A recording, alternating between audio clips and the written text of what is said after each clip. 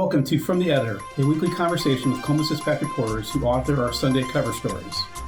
I'm Mike Shearer, executive editor of the Dispatch and Dispatch.com. Today I'm here with Sheridan Hendrix to discuss her January 5th cover story on Ohio State University President Walter Ted Carter. Sheridan covers Ohio State and higher education for us. Thanks for being here. Yeah, thanks for having me. Great. So I've always felt a little connection to President Carter because he and I oddly started on the same day back on January 8th this year in our roles. So he's been on the job for a full year now, which is why you're writing this piece. Yeah. And he replaced interim leaders who were filling in for former President Christina Johnson, who, of course, abruptly resigned the year before. So tell us, for those who don't know much about Carter, tell us a little about him and his background. Yeah, for sure. So before Ted Carter came to Ohio State, he was with the University of Nebraska system. A little bit different from Ohio State. He was the president of the entire system, which includes 4 public universities, a 2-year technical college, and a high school. So a little bit different than what we have here at Ohio State. But the vast majority of his career was spent in the U.S. Navy. He graduated from the U.S. Naval Academy and Navy Fighter Weapons School, also known as Top Gun. He holds a number of educational credentials from the U.S. Air Force. War College, the Naval War College. He's very well decorated in his educational credentials from the military. He led the Naval Academy as the longest continuously serving superintendent since the Civil War. And he also played collegiate hockey, which is also a huge part of his life. He really loves athletics and was a huge draw coming to Ohio State. Oh, yeah, we like our sports here in Columbus for sure. Yes, we do. Okay, all right. So Navy fighter pilot to university president is not a usual transition. He does not hold a doctorate, which some of the faculty was concerned about last year, or I guess in 23 when he was appointed.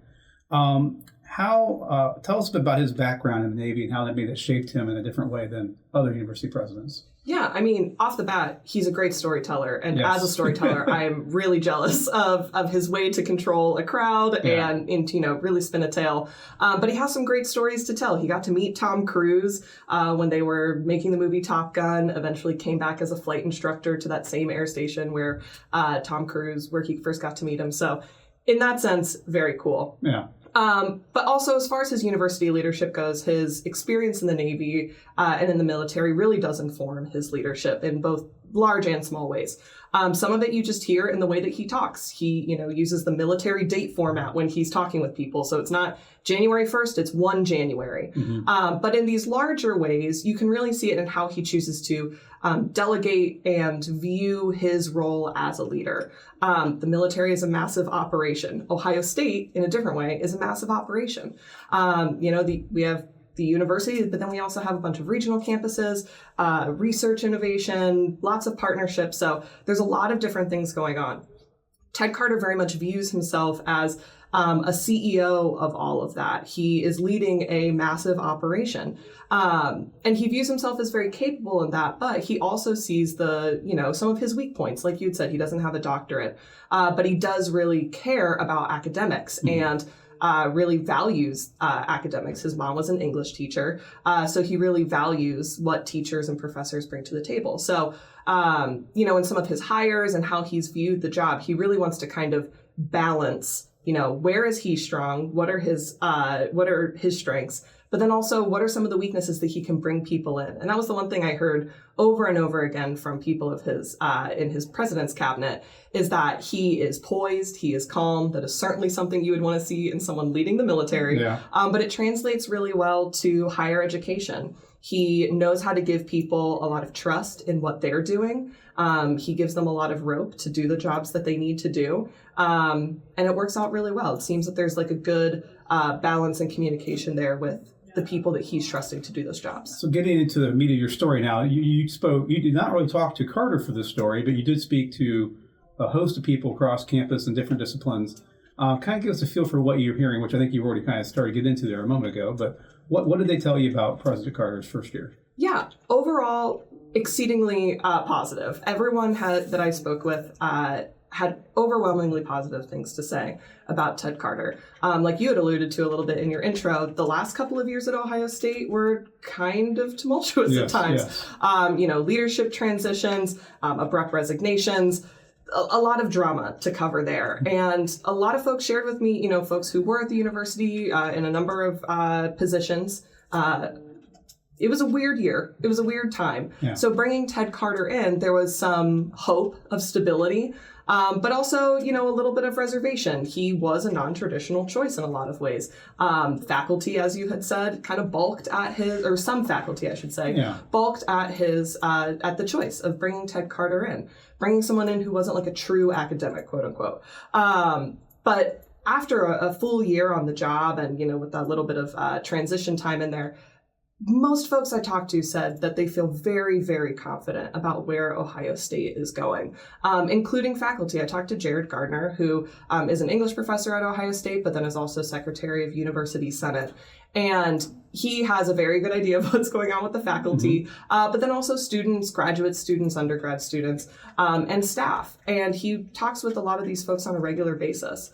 And understandably received a lot of skepticism, heard a lot of skepticism when folks had heard, oh, Ted Carter, like no PhD, what's going on here? Can we really trust that this guy is going to have the best kind of view of the work that we do as faculty and staff?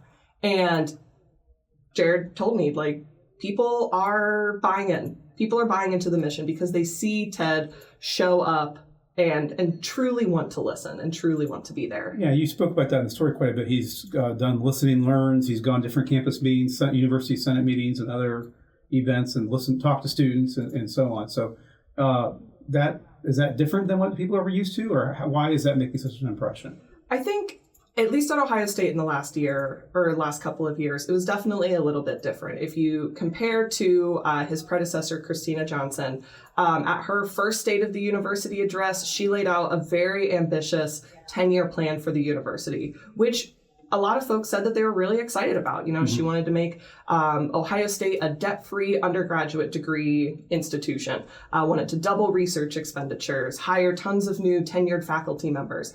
So it was a really exciting and ambitious plan that did get some pushback also for, kind of running in a little bit too soon. And in a very stark contrast, Ted Carter basically spent an entire year saying, I'm here to listen. I'm here to get an idea of what is happening at Ohio State.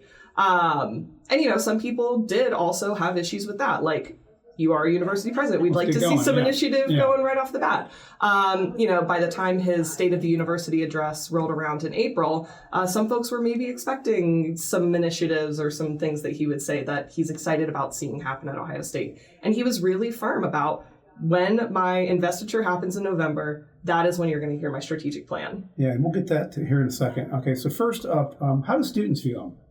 Yeah, I would say from the students that I have talked to, they really enjoy him. A lot of the folks that I've talked to in undergraduate student government, students involved across campus, see him as someone who is like there for them. I was talking with Melissa Shivers, who is Senior Vice President of Student Life. She is talking with students all day, every day. And she had said that the students that she talks to who get to interact with him are like genuinely so excited to get to talk to him again.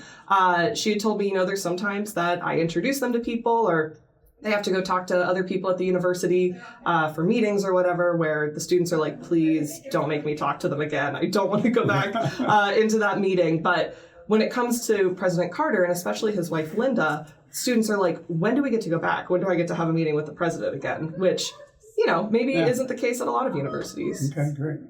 So the biggest moments so far this past year on campus were the arrest of the students that were protesting, and others who were protesting in relation to the Israel-Gaza war back in, I think that was April. And then obviously there was also the commencement speaker a few days later that was not very well received by many people. And so how have people judged his handling of these two things? Among other things, obviously there's a lot of focus on athletics, et cetera, but those are the two biggest non-athletic things that happened this year. Yeah, absolutely. And came, within his first semester of being on campus, on his first day on the job, your first day on the job as well, he said in some remarks to folks, reporters and such, saying, student safety is always going to be my top concern. He was coming into a situation on campus where, the October 7th attack had already taken place. Some tensions were already starting to rise on campus. So he was really stepping into an ongoing situation in many ways. And in contrast to some other universities across the country, there weren't massive encampments at Ohio State. And a lot of folks praised Ted Carter for that, saying, he was going to stick to the university standards. He wasn't going to move from that. There were folks on the other side that said, how could you possibly allow students to be arrested on campus? Could you have not worked this out any other way? So on that, I would say that it's fairly split. There are certainly still some folks who are very pleased with how he handled things. There have not been any more encampments over the summer or in fall semester. There have been no more arrests on campus as well of students or community members. But there are certainly folks who took real issue with how President Carter handled that. And I will say he has been very firm in saying, I chose to, value student safety first. The university space standards say this, that students can't camp on campus overnight, and he stuck to that. So folks on both sides definitely have feelings about that. As far as the commencement speech, was definitely an interesting first commencement for President Carter for a number of reasons. It was a strange day. It was a tragic day for a number of reasons. But he really did take in stride everything that happened as far as Chris Pan's commencement speech went.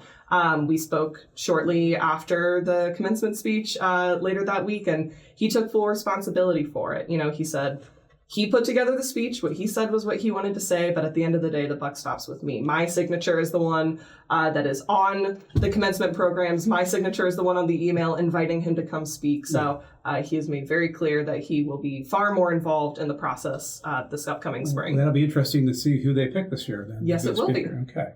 So you mentioned a few minutes ago his investiture ceremony in November, that he did share out some plans. So what can we expect from Ted Carter here in year 2 as he moves forward with Ohio State? Yeah, it was interesting with his investiture. It was the first time that a university had a large-scale event after the election.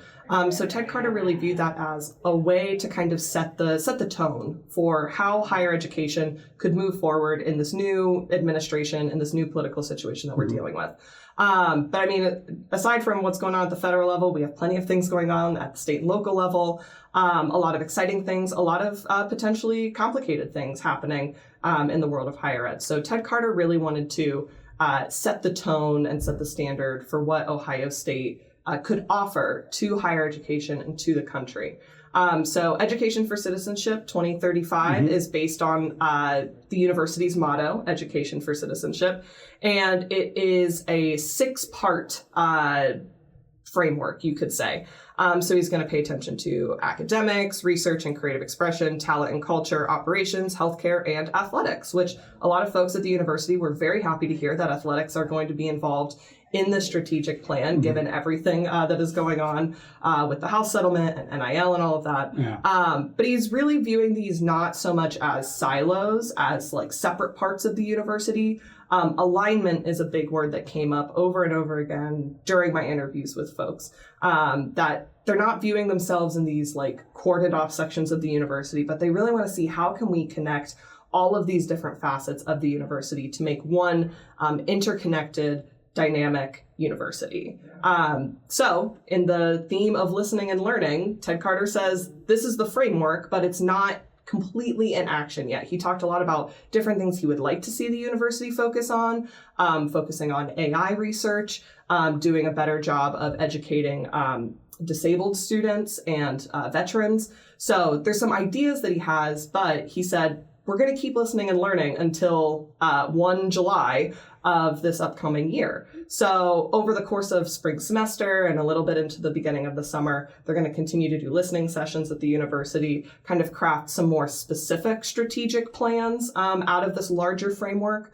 But yeah, he definitely has a vision for what Ohio State will look like next year. And this comes at a very difficult time for colleges across the country. Not only the political situations and the protests and all that in the past year, but the changes in athletics with paying student athletes, the declining enrollment at many universities because there are just fewer teenagers graduating high school these days. Simple demographic problem. So he has a tall order. Every university president has a tall order right now, but at places as complex as Ohio State, it's definitely a big job. Absolutely. And he sees himself as the right person for the job, as well as folks around him for that. There were several folks who had said, this is maybe where his military background comes in really well.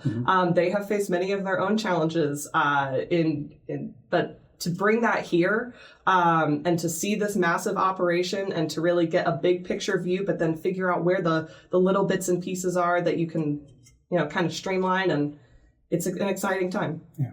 And then finally, if you run into him on campus, you don't have to call him President Carter. You can just call him Ted, is what he says. Right? He says, just call me Ted, which for me, I'll say, as a higher ed reporter, is a little weird. A little unusual. It's a little unusual, but I appreciate it. And it shows, he is very down to earth.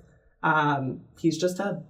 All right. Well, thank you, Sheridan, for joining us today and your work on the story. And I'm sure you're going to have another busy year covering events at Ohio State as we go forward in 2025. So be sure to check out Sheridan's story today on dispatch.com and the January 5 Sunday print edition.